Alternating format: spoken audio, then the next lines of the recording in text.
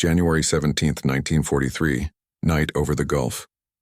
Clouds hang like wet wool. Moonlight cuts a cold seam across black water. A twin-engine reconnaissance plane hums low, skirting weather, its pilot counting seconds between lightning and horizon. He has flown farther west than he intended. Wind has teeth tonight. Instruments twitch. The coast is a rumor, until a beadwork of lights appears scattered and fragile, like a necklace dropped on velvet. Then the radio crackles with English. A searchlight spears the clouds.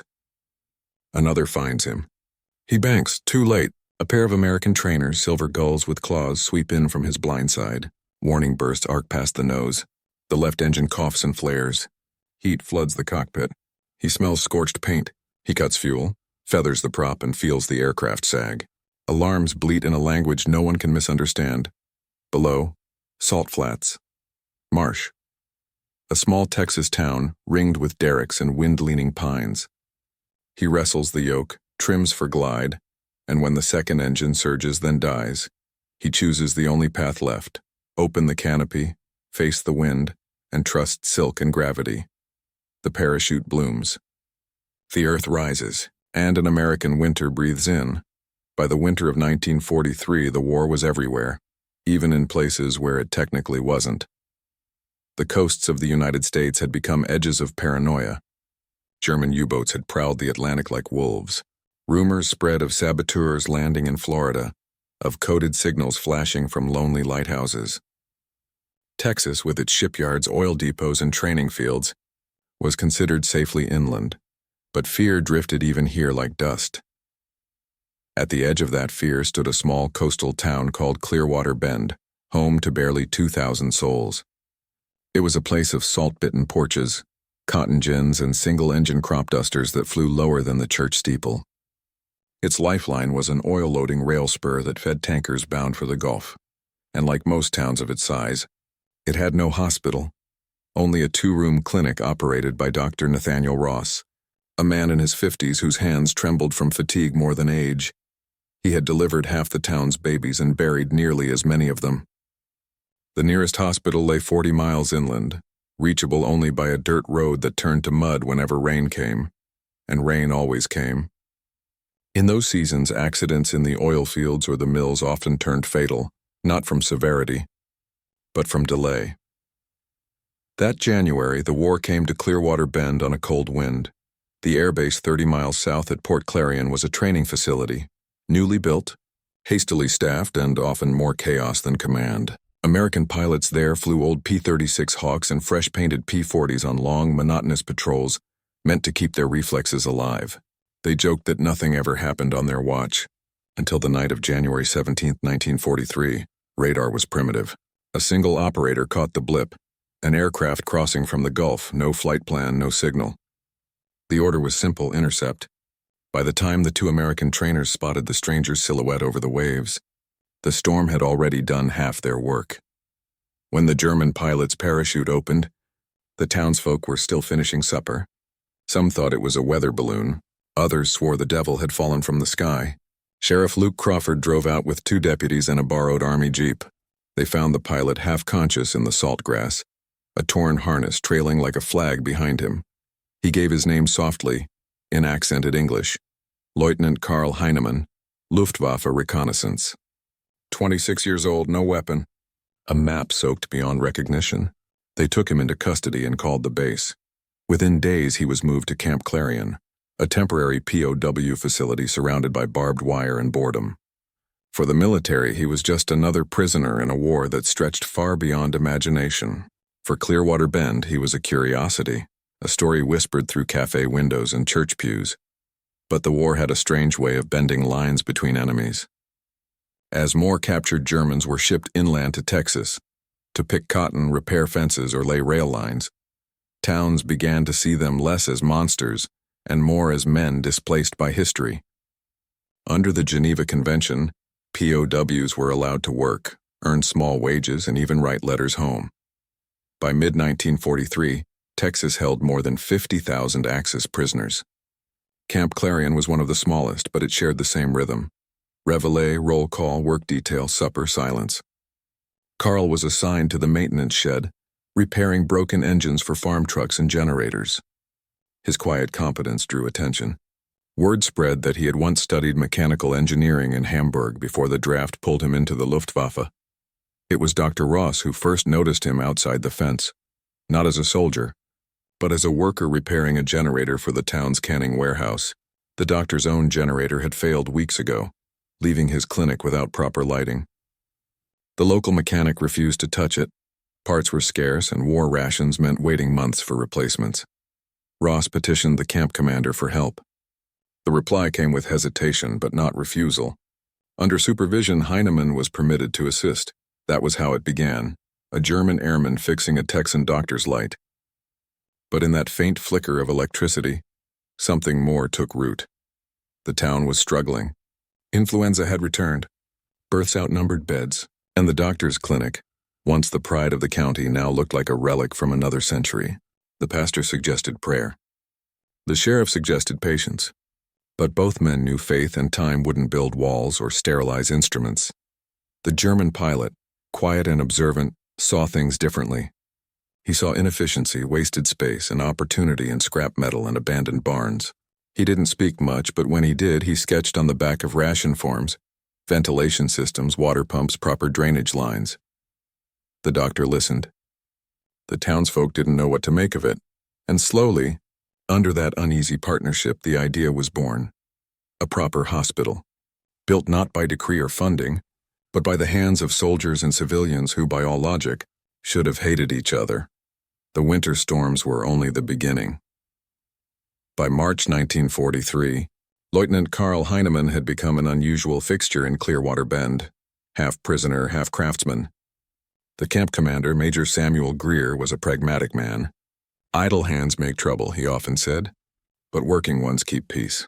Under his watch, small groups of POWs were allowed to assist local labor crews, guarded loosely by men with rifles who rarely raised them. The townspeople's fear softened with familiarity. They saw the prisoners singing while digging ditches, fixing machinery, or stacking lumber. Their English was clumsy, their laughter cautious. But they were not the monsters propaganda had promised. They were farm boys, engineers, and fathers, lost in a war they no longer believed in. Karl, quiet and meticulous, quickly became the bridge between both worlds. He repaired the church bell motor, restored a tractor that had been rusting behind the grain mill, and even taught the sheriff's nephew to fix a carburetor. The guards trusted him, the townsfolk tolerated him, and Dr. Ross, exhausted, overworked, and burdened by a town's ailments, began to depend on him. Ross's clinic was collapsing under weight it could no longer bear. The building's walls were warped from humidity. The floorboards smelled faintly of iodine and rot. 2 beds served the entire county. Mothers waited on benches with sick children while miners from the oil rigs leaned against the walls, coughing black dust. The doctor had improvised everything he could, disinfectant from vinegar, splints from broom handles, but the war's rationing left shelves bare. The Red Cross shipped medical supplies to the front. The Army hospitals inland got priority. Small towns like Clearwater Bend were left to pray and patch. And yet, through the fatigue and shortages, Dr. Ross carried on, until one night in April when he lost a patient. A young boy, 12, crushed under a fuel drum at the refinery. He could have lived, if they'd had proper equipment, if they'd had blood for transfusion, if the lights hadn't flickered out mid-operation. But if didn't save anyone. That night, the doctor sat on the clinic steps under the cold porch bulb, head in his hands. And Karl, passing by with a guard after a generator repair, paused. He said nothing at first. Then in careful English, almost like reciting from a manual, "Where I trained, we learned efficiency first, emotion later. But here you work with neither tools nor rest. That is waste." Ross looked up, weary. "Waste?" Karl nodded. "Of your skill." That conversation, brief, awkward, human, but would become the seed of something larger. Within weeks, the doctor and the pilot began sketching. They started with simple ideas: better ventilation for surgeries, storage for clean linens, proper drainage. Then it grew, an entire floor plan, a real hospital, small but efficient, built from surplus materials and ingenuity. Major Greer was skeptical. The county council laughed. Funds were non-existent, labor scarce, and lumber rationed. But the pastor of the local church, Reverend Miles, saw providence in the plan. He rallied parishioners. The sheriff offered to coordinate work details. And the women's circle, tired of funerals and fevers, began organizing bake sales and collections to buy nails, windows, and paint. A committee formed, informal but determined. And in the center of it stood two unlikely men, a weary American doctor and a captured German engineer. The war continued elsewhere, in Tunisia, in the skies over Europe, in the Pacific jungles. But here, in this forgotten patch of Texas, a quieter battle unfolded, one against disease, indifference, and despair. The town couldn't stop the war, but perhaps it could outlast it by building something that saved rather than destroyed. By May, the outlines were visible. The site chosen, an unused shipping warehouse by the rail line. The prisoners cleared debris, hammered beams, and poured concrete under watchful eyes. Karl directed without commanding, his instructions translated through a camp interpreter. His diagrams, drawn on ration paper, were pinned to the warehouse wall beside a crucifix. Children came to watch through the fence. Some called him the Flying German. He would smile politely, never breaking his posture of quiet discipline. He didn't talk about the war. He didn't talk about home. But once, when asked what he would do if peace came, he replied softly, "I would build something that lasts." The foundation was poured by midsummer. A miracle, some called it. A collaboration that shouldn't have existed. Others called it treason, helping the enemy, giving comfort to those who had bombed cities and sunk ships. Letters were written to the state authorities. Investigations were threatened, but by then Clearwater Bend had decided. The hospital was no longer about war or nationality. It was about survival. About mothers who needed care. About children who deserved life. About a town that refused to wait for permission to heal itself. The war outside the wire raged louder each month. Inside it, something else was being born, quietly, stubbornly, humanly. And by the time the summer heat baked the saltgrass gold, the skeleton of the hospital stood against the horizon, a promise made of wood, sweat, and improbable faith. Its walls were not yet finished. Its story was only beginning. Dr. Nathaniel Ross learned to measure time in heartbeats. He had a clock on the clinic wall. Yes, and a wristwatch that ran slow when the humidity rose. But his true measure was the space between a patient's inhale and the next. He could feel when a breath faltered before the chest knew it. He could hear fear hidden in a cough. Years of scarcity had taught him to read people like charts. To triage not just bodies, but hope. Karl Heinemann measured time differently. He heard it in the cadence of machines, the steady hum that announced efficiency, the stutter that prophesied failure. A field generator told him as much as a man's voice. A bent valve could sound like regret. When he stepped into Ross's clinic the first time, he stood very still and listened. The room spoke in code. Weak current, dirty air, leaks under the sink. Clutter masquerading as comfort. Their first true argument was about space. Ross wanted the operating table where the morning light fell. "Clean light," he said, "is a kind of mercy." Karl countered with airflow and a sketch of laminar paths cut from a medical manual he half remembered. "Light without air," he said, "invites infection." They went back and forth until both men realized they were arguing the same point from different languages. Ross in human outcomes, Karl in mechanical causes. They made a compromise that felt like a handshake. The table would move 6 feet. A vented hood would be built from tins and ducting.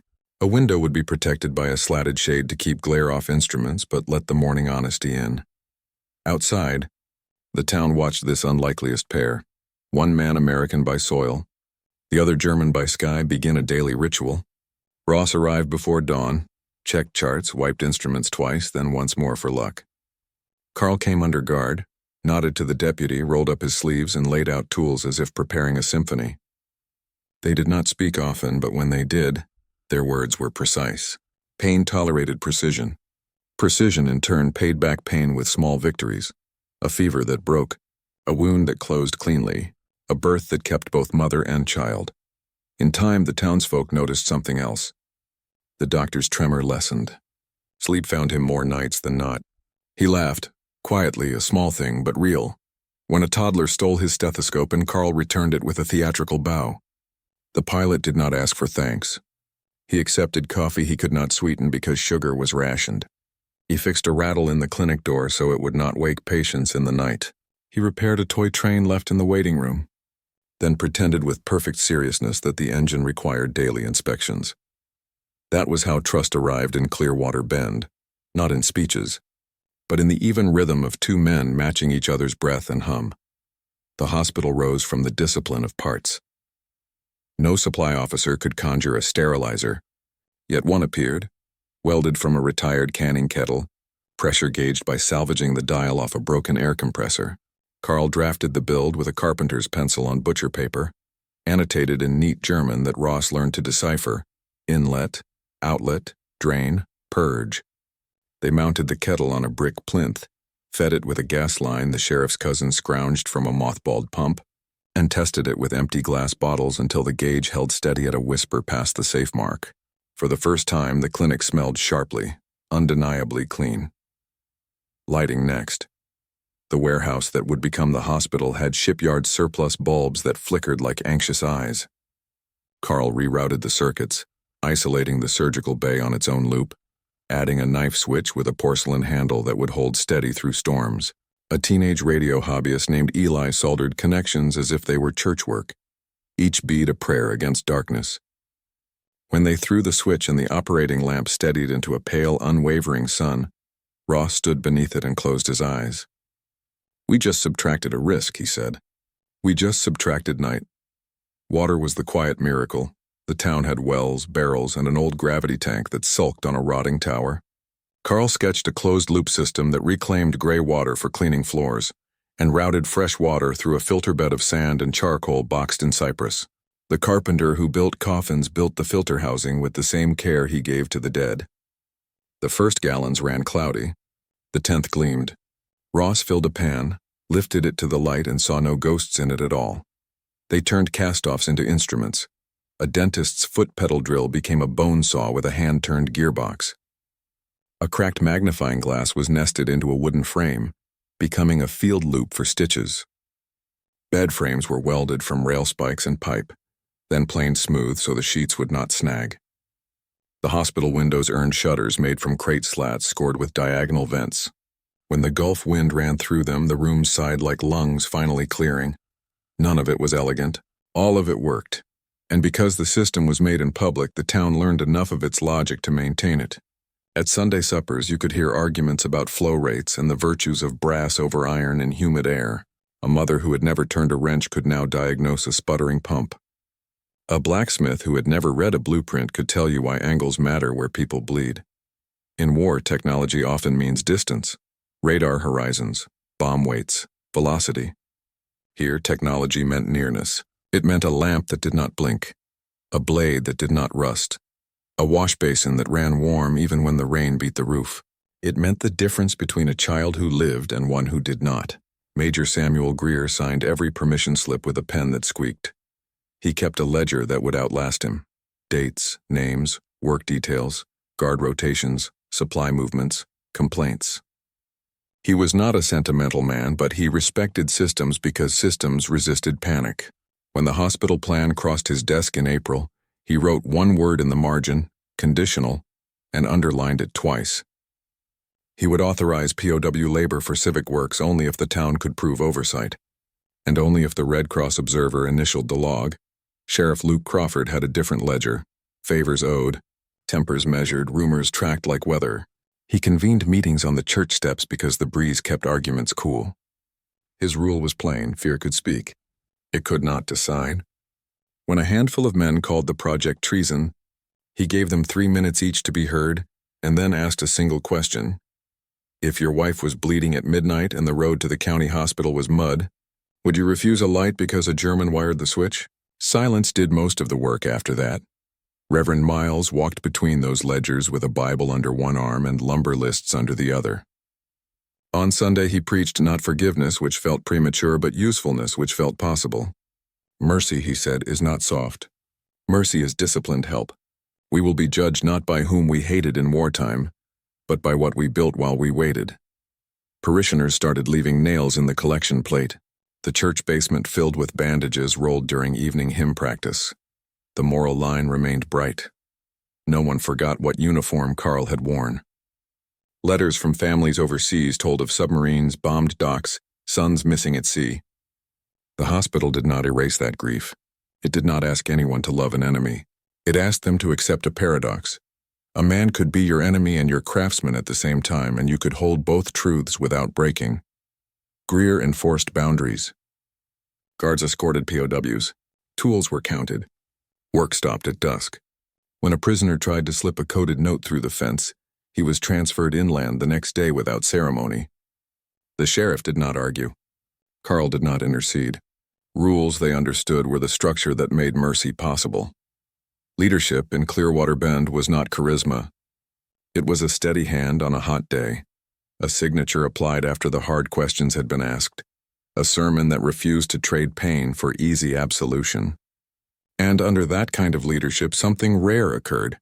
The town's fear did not vanish. It simply became one voice among many, no longer the loudest.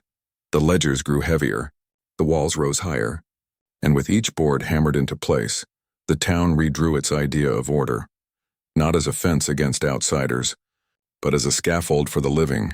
The scaffold would soon be tested.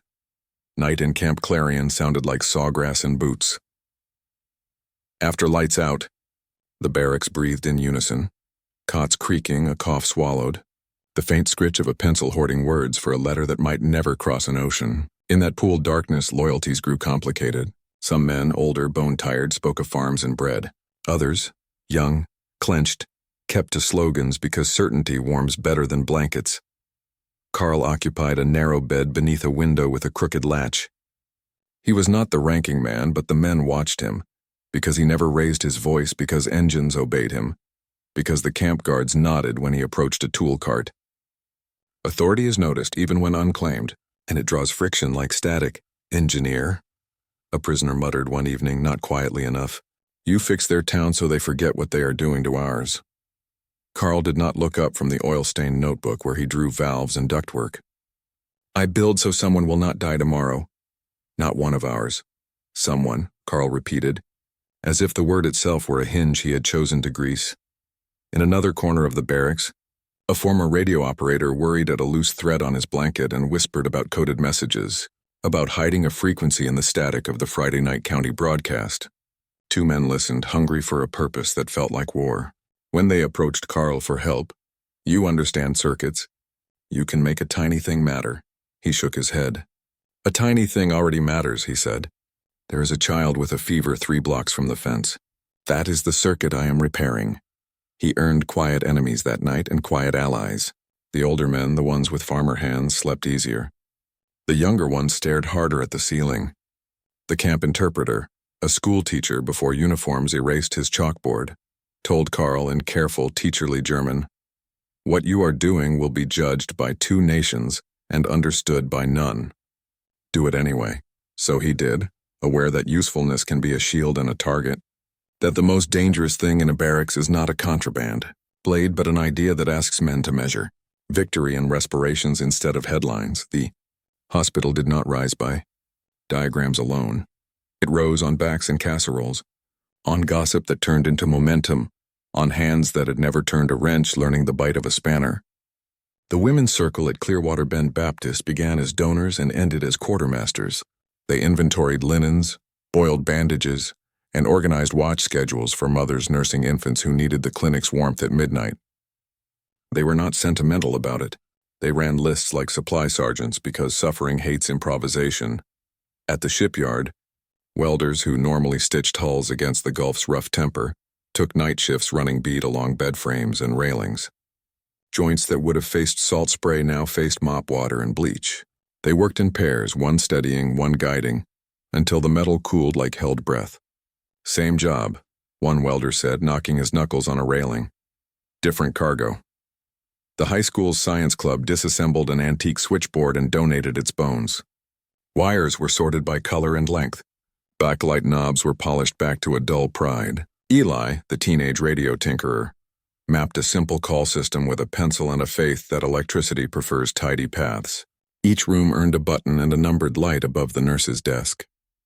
When he flipped the main toggle and the panel winked awake, The room applauded in the shy, unpracticed way of people who rarely clapped for themselves. Not everyone applauded. A seamstress whose husband had vanished with a freighter off the Carolinas spat, the first time she passed a work detail. "They took my man," she said, "and now we let them stitch our wounds." The pastor did not argue. He carried a cot into her parlor 2 weeks later when her sister's baby came early. Under the clinic's new lamp, in a room that did not flicker, the child cried, a thin, outraged sound that announced its intention to live. The seamstress folded a corner of the hospital's first baby blanket and held it to her cheek until the cloth cooled. A field kitchen appeared on weekends. Sawdust. Tables, pies, because work rigs appetite into worry and worry needs starch. The sheriff's deputies poured coffee for guards and prisoners alike. Conversation built muscle slowly. The first jokes were barn quiet, the first laughs accidental. Then someone mentioned football, and a guard used chalk to teach the shape of a down. The game made sense because it was geometry and will. By July, Clearwater Bend was in the odd position of explaining itself to visitors. A county official arrived with a frown and left with a pledge of reclaimed lumber. A Red Cross nurse came suspicious and left measuring shelves for gauze. "You've made a machine," she told Ross, tapping the sterilizer's warm flank. "It runs on need in people. War is a wall of paperwork." Major Greer understood that any bridge across it would be a cantilever of signatures. He drew the load path himself. Camp authorization, county approval, Red Cross oversight, Army liaison sign-off on tool lists, guard rotation memos, daily labor logs with times in, times out, and initials on every borrowed hammer. He did not love the hospital. He loved order, but order, he knew, could be turned toward mercy if the pens didn't run dry. Permits for scavenged equipment proved the tightest choke point. The sterilizer's pressure gauge, for instance, wore a stamped plate that belonged to a mothballed compressor technically assigned to a depot 2 counties north. A depot clerk, vigorous about stamps, sent a denial. The hospital stopped for 2 days, a silence that felt like a held breath. Ross wrote a letter with the precision of a surgical note. Diagnosis, prognosis, remedy. Karl added a diagram with load limits and a margin note about safety. The sheriff drove the letter himself, hat in hand, to the depot office and set it on the clerk's desk with a jar of the church lady's preserved peaches and a signed logbook page showing guard counter signatures. The clerk, a man who respected jars and signatures in equal measure, stamped approval with a grunt. The gauge ticked legal the next morning. Transport was an art of timing. Rail spurs that served the oil loading yard could be borrowed if you knew who to ask and when to ask them. A foreman with a soft spot for the doctor arranged a dusk siding for a crate of surplus glass, misrouted from a warehouse that would not miss it. Glass is heavy with consequence, but the men carried each pane like a promise, slid it into frames, and sealed the edges with putty warmed in palms. Security never relaxed. Work details moved like small convoys. 2 guards, 8 prisoners, a wheelbarrow that squeaked. Tools were chained at day's end. A missing spanner triggered a search that emptied pockets and pride. When Greer discovered a coded snippet tucked beneath a bench, he did not rage. He simply recalibrated. Transfer the agitator inland, tighten the fence line at dusk, increase letter inspections, then restore the work schedule intact. Panic brake systems. Adjustment preserves them. The narrowest gate remained public opinion, so the town learned to narrate its own intent. Notices in the general store window spoke plainly. Hospital project. Work under law and watch. The pastor wrote a column in the county paper about the Geneva Convention, not as virtue, but as contract. "We win," he wrote, "and when we build according to rules that bind us even when no one watches." The line landed. People like contracts. They hate feeling fooled. The project stopped feeling like softness and started reading like compliance. By late August, the hospital had walls that met corners square, floors that did not sag, a water line that sang softly when you put your ear to the pipe, and a lamp that made night negotiable. The town stood inside its skeleton and could already see the beds, hear the quiet choreographies of care. The shell waited for final fittings. The ledgers waited for the last signatures. And somewhere beyond the horizon, the gulf brewed weather with the slow deliberation of a fact preparing to become an emergency. The storm would arrive with its own paperwork. Sky darkened. Barometer dropped. Fevers rising in the shanties south of the rail line. The machine they had built would need to run at full load before its paint had even dried. The scaffold, at last, would be asked to carry the living. September 2nd, 1943. The air felt heavy enough to cut. Morning began with fever, not thunder. 2 men in the labor camp were carried to the infirmary shivering under blankets. The doctor at Camp Clarion diagnosed heat stroke, but by noon, 5 more collapsed, their skin burning, their eyes glassed with delirium. At the same time, across the tracks in Clearwater Bend, the same symptoms appeared among refinery workers and children in the shanties by the bayou. It wasn't heat. It was something meaner, smaller, invisible. Likely typhus, possibly worse.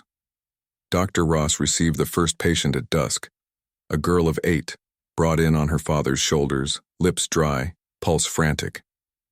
He had no anti-serum, no antibiotics, not even a reliable diagnosis kit. The hospital was weeks from completion, still a shell of plaster and wiring. But the storm gathering off the Gulf left no time for perfection. At the base, the weather officer's barometer dropped like a stone. Radios buzzed with warnings, a tropical system strengthening into a hurricane bearing straight for the coast. Evacuations were impossible, the trains already full of fuel and military cargo, the roads sinking under rain. The camp commander, Major Greer, stood in his office staring at maps and reports while lightning trembled against the windows. His pen tapped the desk in rhythm with the thunder. He faced an impossible calculus: contain the outbreak inside barbed wire or let the prisoners assist the town in crisis. Both choices reeked of risk. At 8:47 p.m., he called Dr. Ross on the field telephone. The wire crackled. "Doctor," he said, "you'll have no help from the county tonight. Roads are gone. If you can treat your own, you do it now. And if I let these men cross the fence, it's on your conscience, not mine." Ross looked across the clinic, a room thick with heat and fear. The ceiling leaked. The lanterns wavered. He wiped sweat from his brow and gave the only answer that made sense. "Then unlock the gate, Major. I'll take that conscience." By 9:15, the storm made landfall. Rain slammed the tin roofs, rattling nails loose. The wind howled through the warehouse skeleton that would soon be the hospital. Sheets of water moved sideways through the streets. The sheriff organized lanterns and ropes. The pastor herded families into the church basement. And from the direction of Camp Clarion came the impossible sight: a line of POWs in soaked uniforms, carrying crates, generators, and blankets, heads bowed into the wind. At their center walked Karl Heinemann, his jaw set, his cap tied under his chin, a map of the half-built hospital clenched in his fist. Guards followed close, rifles slung but muzzles lowered. They weren't watching prisoners anymore. They were watching for falling debris. Inside the warehouse, chaos ruled. Rain had found seams in the roof. The first power circuit failed with a spark and a hiss. Ross shouted orders, voice swallowed by wind.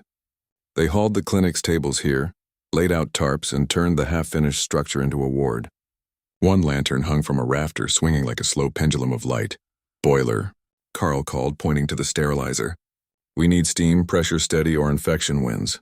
The sheriff blinked. "It ain't even connected, son." Karl grabbed 2 men and the radio boy, Eli. "Then we connect it." They ran pipes by lantern light, bolting joints with hands blistered raw. Ross worked in parallel, bandaging, cutting fevers down with cold cloths, giving orders to townsfolk who had never held a syringe. Every corner of the room carried a task. Water boiling, floors mopped, lightning flashing blue-white through the half-glassed windows. At one point, the ceiling gave a groan that sounded too much like surrender. Karl climbed onto the rafters himself, hammer in teeth, driving boards back into place while the rain stung his face like needles. When he descended, soaked and shaking, Ross pressed a towel into his hands. "If you get yourself killed," he muttered, "I'll have no one left to fix my mistakes." Karl smiled faintly. "Then we both stay alive." By midnight, the hospital was half functional, half miracle. The boiler hissed a thin white breath. The sterilizer whistled and the lamps flickered but held. Greer arrived through the storm to inspect the chaos and froze in the doorway. Men and women, Americans and Germans, all moving as one engine under the same roar of rain. No guards shouting. No hierarchy. Just necessity. He watched Karl testing a pipe joint with bare fingers, Ross pressing a stethoscope to a patient's chest, the pastor carrying towels like a deacon at communion. For a moment, the major removed his cap and whispered something no one heard. Perhaps a prayer, perhaps an apology. Then came the real test. A refinery truck overturned on the South Road. 2 men pinned. 1 child in shock. They brought them in on doors used as stretchers. Blood pooled near the threshold. The lights flickered again, threatening betrayal.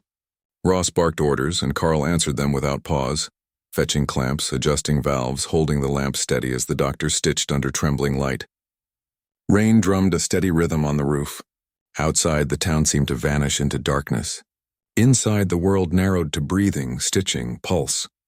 By dawn, the storm broke. They emerged to silence. Trees uprooted, streets glittering with broken glass, and the sun limping through clouds like an exhausted witness. Half the town stood on the church steps waiting. When the doctor stepped out, soaked to the elbows, they saw behind him the German pilot leaning on the doorframe. Soot on his face, exhaustion in his posture. Someone in the crowd whispered, "Did they make it?" Ross nodded. All of them. And that was the moment Clearwater. Ben stopped calling him the German pilot.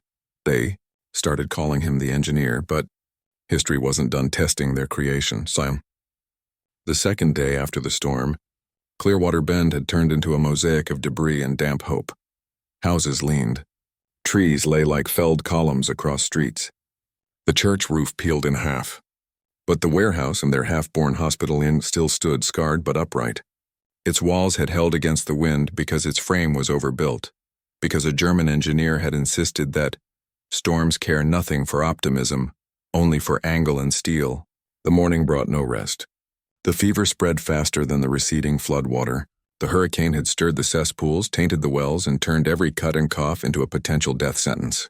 The county roads were impassable. Telegraph lines down, phone poles broken. For 3 days, Clearwater Bend existed outside the map of Texas. Unreachable. Unseen on its own. Inside the hospital, exhaustion became currency. Dr. Ross hadn't slept more than an hour at a time since the storm. His hands were red and cracked, his voice raw from calling orders. Karl, equally worn, had started keeping lists on the chalkboard. Supplies, temperatures, repairs. The names blurred. It didn't matter who was patient or who was helper. Everyone worked until they dropped. Then someone else took their place. The fever cases doubled. It wasn't typhus, thank God, but a virulent dysentery carried by polluted water, still deadly, still merciless. The town needed boiled water, constant disinfection, and pressure for sterilization. The boiler was now the heart of Clearwater Bend, pumping heat like blood through its makeshift arteries. But the heart was failing. Late that night, the pressure gauge trembled at 0. A hiss, a drip, then silence. The fuel line had ruptured. No steam meant no sterilization, and no sterilization meant infection would devour everything they had built. Ross stared at the cold metal. Can we fix it?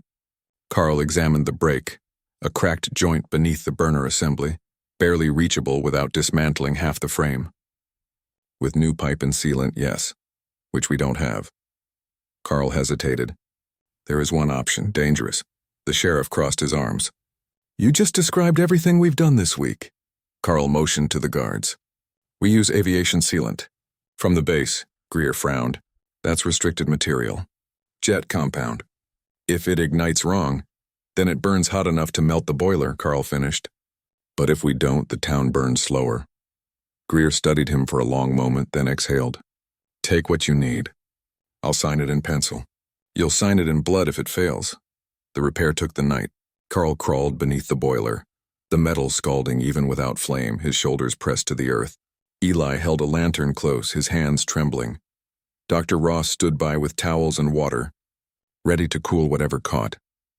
When the line sealed and the flame relit, the boiler moaned back to life with a sound that seemed almost human, relief and endurance in one exhale. The pressure gauge climbed, slow but steady, until the needle kissed the mark. The hospital breathed again, but fate wanted one more test. A scream tore through the rain-thick dawn. A woman in labor, carried in from the shanties. Complications. No sterile bed left. No light to spare. The sheriff's wife, pale but determined, stepped forward. We'll make space. Ross prepared the instruments. Karl readied the lamps. Greer, the hardened commander, stood guard at the door to keep curious eyes and fear outside. It was the kind of silence only life and death share. Hours passed, measured in screams, commands, and thunder's fading echo. When the child finally cried, It sounded louder than the storm had. A perfect, defiant wail that made the whole room stop. Ross sat back, shaking, laughing without sound. The mother lived. The baby lived. The lights stayed on. Outside, townsfolk waiting under the dripping awning began to clap. Hesitant at first, then swelling into something raw and collective. Applause for survival. Applause for the living proof that the hospital had already earned its purpose before its doors ever opened. Karl stepped away quietly, wiping his hands on a rag blackened with soot. He looked out through the cracked glass toward the bay, where sunlight was breaking through shredded clouds. The world beyond the fence was wide again, and for the first time since falling from the sky that January night, he realized he was no longer simply waiting for war to end. He was part of something that had. When Major Greer approached, he didn't salute. He simply said, "You've done something remarkable, Lieutenant. Don't make me court-martial you for it," Karl smiled faintly. "If I had disobeyed fewer orders, sir, your town would have drowned." The Major chuckled, then extended his hand. It wasn't the grip of captor and prisoner. It was the handshake of two men who had run out of reasons not to respect each other. That day, when the sun rose fully, it found Clearwater Bend changed, not by victory, not by politics, but by the quiet proof that humanity could survive inside a war meant to destroy it. They named the place St. Matthew's Hospital, though no one remembered who suggested the name. It stood on the very ground where the storm had tested every wall and found none willing to fall. And before the first official patient was admitted, Dr. Ross took a hammer, nailed a wooden sign above the door, and said simply, "Built by the hands of enemies, to heal friends." The town never took it down. When the war ended in May 1945, Clearwater Bend didn't celebrate with fireworks. It had already seen too many explosions. The sirens that had once tested the town's nerves were now used to call nurses off shift. The searchlights were dismantled and repurposed into operating lamps. The hospital, once a skeleton, was now a heartbeat, clean and steady, its walls painted white over the stains of its birth. Dr. Nathaniel Ross never called it his hospital. "It's theirs," he said, meaning the people, the welders, the mothers, the prisoners, and even the sheriff who kept the peace by listening more than speaking. The building had no wings, no wards named for donors, just rooms numbered 1 through 12 and a small plaque by the door that read, "Built 1943-1944, Clearwater Bend Community Hospital." The county officials wanted a more patriotic name, Victory Memorial, Liberty Hall, but the town refused. They knew what victory really looked like: clean linens, steady light, quiet survival. The first months after VE Day brought an uncomfortable quiet to the camp. Orders came to close it. Most of the prisoners were to be repatriated by Christmas. Trucks rolled in with Red Cross translators and endless forms. For many in town, it was a bittersweet day, the war finally ending, yet something irreplaceable leaving with it. The day the trucks came for the German prisoners, the townsfolk gathered along the road. Some waved. Some stood still. No one shouted. There was no triumph in their faces, only a solemn, complex gratitude. In the truck bed, sitting beside crates of ration tins and duffel bags, sat Karl Heinemann, the pilot who'd fallen from the sky 2 years earlier and had somehow become part of a Texas town's bloodstream. Dr. Ross approached as the engines idled. "You'll be sent to New Orleans first," he said, adjusting his spectacles. "Then home." Karl smiled faintly. "Home," he repeated, as if testing the word for sharp edges. "Yes, and you will stay." Ross nodded. "Someone has to keep the boiler running." They shook hands. It wasn't firm. Both men were too tired for that, but it was final. When Karl climbed aboard, a hush fell over the crowd. The truck rolled forward slowly, dust rising in its wake, and then he was gone. But he did not vanish entirely. 3 months later, an envelope arrived at the post office addressed simply to Dr. Nathaniel Ross, Clearwater Bend, Texas, USA. Inside was a single photograph, black and white, grainy, showing a man standing beside a newly constructed building with German lettering, Städtisches Kinderkrankenhaus, Hamburg. Beneath it, written in neat, deliberate English, "For the next children. You taught me how to build for them." The doctor framed it and hung it in the hospital hallway. He never told the patients who the man was. He didn't have to. By 1946, the town's reputation had spread across the county. Doctors from Houston and Corpus Christi came to see the Miracle Hospital, built by POW labor. They expected crude work, makeshift walls, temporary wiring. What they found was something far more astonishing: a system that worked. Efficient, logical, and sturdy, designed by necessity, refined by collaboration. German engineering, American heart, one reporter wrote. Though the doctor tore that clipping down the next day. It's just human, he said. Every year the people of Clearwater Bend gathered on the anniversary of the hurricane, not to mourn, but to clean. They washed the hospital floors, repainted the porch, oiled the hinges. It became less a commemoration and more a ritual, a renewal of faith that kindness could be built like masonry, that it could weather anything if everyone held a corner. By 1950, most people had forgotten there was ever a war camp nearby. The fence had been taken down, the land turned to pasture. Children played baseball where watchtowers once stood. But inside the hospital, the memory remained in small, invisible ways. The smoothness of the welded bed frames, the hum of the old sterilizer, the faint accent of its design. And when a new doctor arrived years later, he would sometimes ask, "Who built this place so well?" The townsfolk would smile softly and answer, "Someone who came here by accident, but stayed on purpose." By 1952, St. Matthew's Hospital was no longer a miracle. It was simply there, as permanent as the church steeple or the windmill by the grain elevator. The town had grown around it like ivy, new shops, paved roads, a small school. But every wall, every pipe, every glowing bulb inside that hospital still whispered of its strange, improbable birth. Dr. Ross aged with it. His hair thinned, his gait slowed, yet he never left the building for more than a day. He used to joke that the hospital had claimed him as its final patient, one diagnosis at a time. On quiet nights, he would make rounds alone, running his fingers along the brass gauge of the old boiler as though checking a pulse. It still hissed faithfully, same as the day Karl repaired it under stormlight. German lungs, he'd murmur. Texan heart. The town kept its promise too.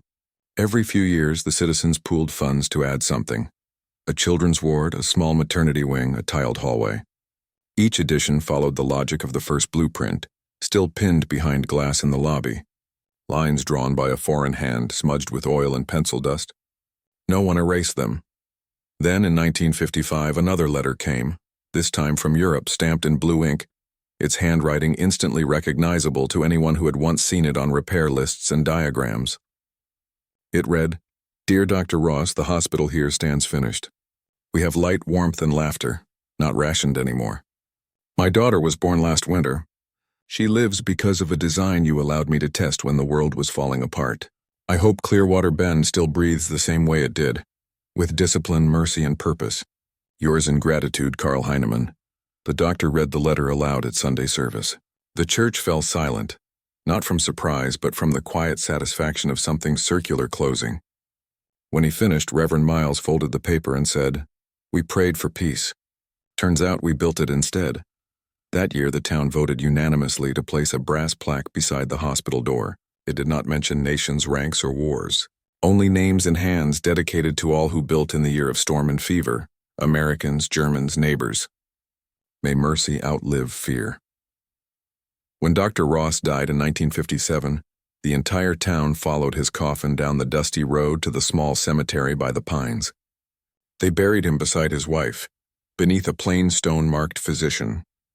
No grand eulogy, just the sound of the wind against the leaves and the faint hum of the generator still running back at the hospital, the one Karl had wired himself. Decades later, as highways carved through Texas and new towns grew brighter, Clearwater Bend remained modest. But travelers who stopped at the small roadside clinic noticed something unusual. The building was older than its surroundings, yet it felt alive. The nurses still sterilized instruments in a pressure kettle older than their mothers. The light switches clicked with a metallic certainty no modern switch could imitate, and on the lobby wall, framed beside a fading photograph of the storm, hung the picture of a German man standing outside a children's hospital in Hamburg. Beneath it, the brass plaque gleamed, kept polished by generations who never met either builder but somehow understood them. By the time the century turned, few remembered the details, the fever, the hurricane, the camp. History reduced it to a footnote in a county archive. POWs assisted in hospital construction, 1943-44. But in Clearwater Bend, history was not ink on paper. It was the echo of a heartbeat inside brick and pipe. It was the sound of the sterilizer exhaling steam, steady and forgiving. Because mercy, once built, does not crumble. It endures, like the hospital, like the hands that built it, like the light that refused to die in the dark. History rarely records the quiet victories. It catalogs battles, treaties, and the men who drew lines on maps. But it forgets the moments when enemies shared a hammer, or when mercy outlasted hatred. Clearwater Bend never made it into textbooks. It didn't change the course of the war, but it changed the meaning of what war could leave behind. For 2 years, a captured pilot and a weary doctor built something stronger than orders. They built a system that valued efficiency only because it preserved life. That measured strength not in firepower but in endurance. In the middle of a world obsessed with destruction, they proved that construction could be an act of defiance, that building could be braver than bombing. Every war scatters debris, moral, physical, emotional. Most people spend decades cleaning it up, but sometimes among that wreckage, a few souls decide not to rebuild walls but to raise roofs. Clearwater Bend was one such place. It was small, hidden, and almost forgotten. Yet it demonstrated the rarest kind of courage, compassion under constraint. If you stand in that town today, the hospital still hums with quiet purpose.